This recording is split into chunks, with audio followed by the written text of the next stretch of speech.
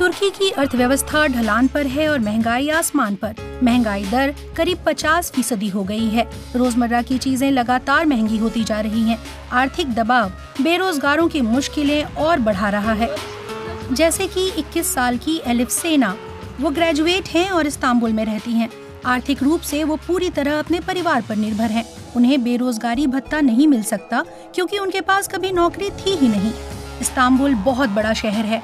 नौकरी के इंटरव्यू पर पहुंचने के लिए एलिफ सार्वजनिक यातायात का इस्तेमाल करती हैं, लेकिन किराया बहुत ज्यादा है। इसकी वजह से वो बहुत ज्यादा जगहों पर नहीं जा पाती। मैं अब स्टूडेंट कार्ड इस्तेमाल नहीं कर सकती हूँ क्योंकि मैं ग्रेजुएट हूँ। दिन भर में मैं 2 से ज्यादा टिकटों का खर्च नहीं उठा सकती हूँ। पब्लिक ट्रांसपोर्ट बड़ा महंगा है। महंगा किराया नौकरी की तलाश कर रहे लोगों के लिए बड़ी बाधा है। एलिफ के लिए तो इंटरव्यू पर पहुंचना ही चुनौती है।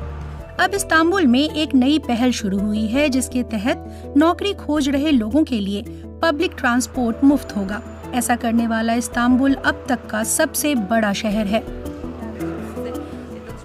हमारा लक्ष्य है कि नौकरी के अवसरों तक प्रतिभागियों की पहुंच हो और इस्तांबुल में बेरोजगारी भी कम हो।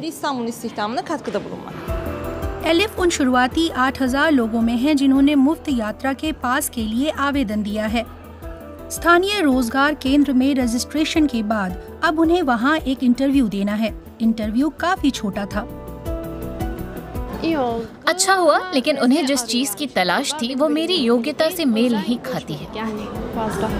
मुफ्त परिवहन के लिए अब एलिफ को बस एक फॉर्म भरना होगा। वो महीने में 32 बार इस सुविधा का लाभ ले सकती हैं।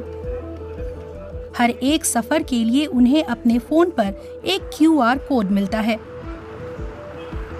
अगर उन्हें महीने भर में नौकरी नहीं मिलती है तो वो फिर से पास ले सकती हैं, लेकिन साल में ज्यादा से ज्यादा 3 बार ही। लेकिन क्या इन उपायों से लोगों को नौकरी खोजने में मदद मिलेगी? अब तक के अध्ययन मिले जुले जवाब देते हैं। वॉशिंगटन DC में हुए एक अध्ययन में पाया गया कि जिन लोगों को सार्वजनिक यातायात के किराए में छूट मिली, उन्होंने ज्यादा जगहों पर आवेदन किया। लेकिन सिएटल में हुई एक स्टडी में पाया गया कि जिन उम्मीदवारों को 6 महीने तक मुफ्त परिवहन की सुविधा मिली, उनके नौकरी पाने की संभावना बढ़ी नहीं। यानी ऐसी कोशिशें कम अवधि में मदद कर सकती हैं, लेकिन लंबे समय तक कारगर नहीं होती। इस तरह के कदम उठाना बहुत जरूरी है ताकि लोग खर्च उठा सकें, लेकिन दूसरी तरफ मध्यम और लंबी अवधि में इसे ज्यादा प्रभावी बनाने के लिए बहुत अहम है कि अच्छे स्तर के सार्वजनिक यातायात पर ध्यान दिया जाए। ये स्तर उपलब्धता, यात्रा में लगने वाले समय, सेवा की गुणवत्ता और पाबंद होने पर लागू हो। मुफ्त परिवहन से एलिफ को बड़ी मदद मिली।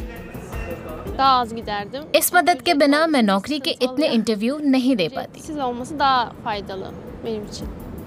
आपकी क्या राय है? क्या रोजगार की तलाश कर रहे युवाओं को ये सुविधा देना अच्छा आइडिया है?